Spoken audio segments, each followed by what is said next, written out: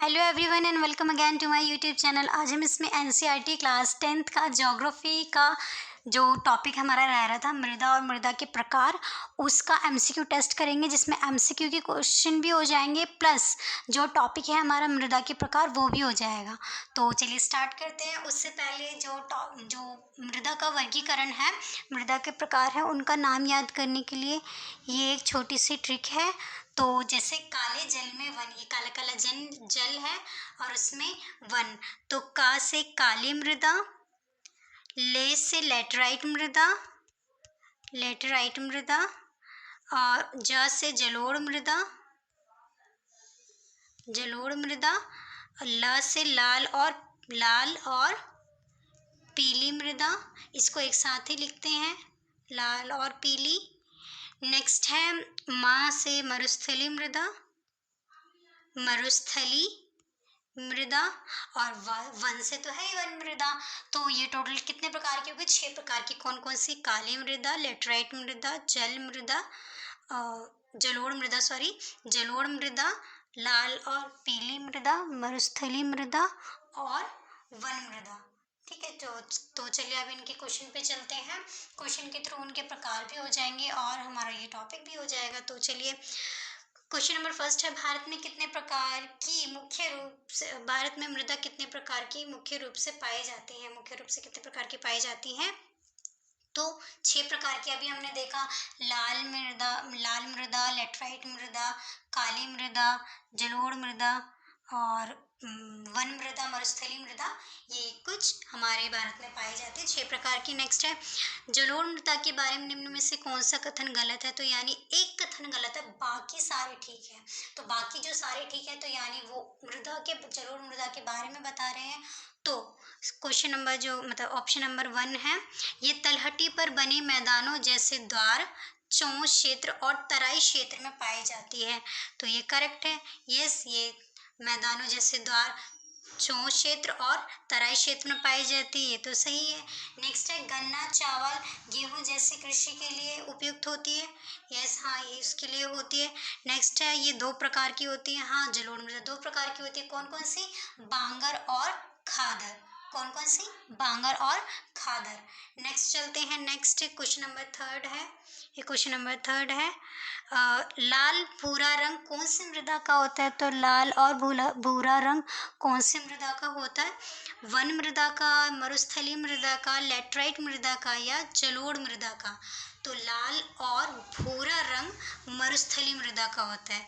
Next है, संपूर्ण उत्तरी मैदान में कौन सी मृदा पाई जाती है? तो हमारे सबसे ज़्यादा मृदा और भारत के संपूर्ण उत्तरी मैदान में जो मृदा पाई जाती है वो जलोढ़ मृदा पाई जाती है। बाकी थोड़ा थोड़ा इन ऑप्शन का कि काली मृदा जो होती है ये महाराष्ट्र, सौराष्ट्र, मालवा, एमपी, छत्तीसगढ़ के पठार, इनमें पाई जाती है। और लेटराइट मृदा जो होती है तमिलनाडु, आंध्र प्रदेश, केरल, जो हमारे साउथ में है, साउथ इंडिया के स्टेट, वहाँ पे पाई जाती है। और ये काजू की खेती के लिए उपयुक्त होती है लेटराइट मृदा, और इसमें जो लेटर है उसका अर्थ होता है ईंट।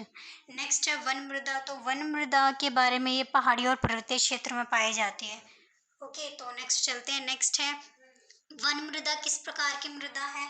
तो वन मृदा जो होती है पर्याप्त वर्षा वन में पाई जाती है। जहाँ पे पर्याप्त वर्षा वन होते हैं वहाँ पे वन मृदा पाई जाती है। नेक्स्ट है, ह्यूमस तथा नमी कम होती है। तो ह्यूमस तथा नमी जो कम होती है वो मरुस्थली मृदा में होती है, क्योंकि मरुस्थल होंगे तो उसमें नमी और जो ह्यूमस की मात्रा होगी वो कम होगी। और काजू की फसल के लिए उपयुक्त होती है। अभी हमने पीछे किया था, उसमें जो लेटराइट ऑप्शन आया था, तो काजू की फसल के लिए लेटराइट मृदा उपयुक्त होती है। नेक्स्ट है, महीन कण अर्थात मृत्तिका से बनी होती है। तो जो हमारी काली मृदा होती है, जो महीन कण होते हैं उनसे बनी होती है, और इन्हीं महीन कणों के कारण इसमें जो नमी धारण की क्षमता होती है, यानी नमी को एब्जॉर्ब करने की क्षमता, वो सबसे ज़्यादा होती है। और ये इसीलिए जो होती है वो गीली होने पर चिपचिपी हो जाती है। नेक्स्ट है, लाल और पीली मृदा का लाल रंग और पीला रंग किस कारण होता है? तो वही बताना है कि वो लाल रंग और पीला रंग किस कारण होता है। तो ये इसका option number A he correct है कि लौह धातु के प्रसार के कारण जो होता है इसका लाल रंग होता है, और इसमें जल योजन यानी जल मिलने के बाद इसका रंग पीला होता है।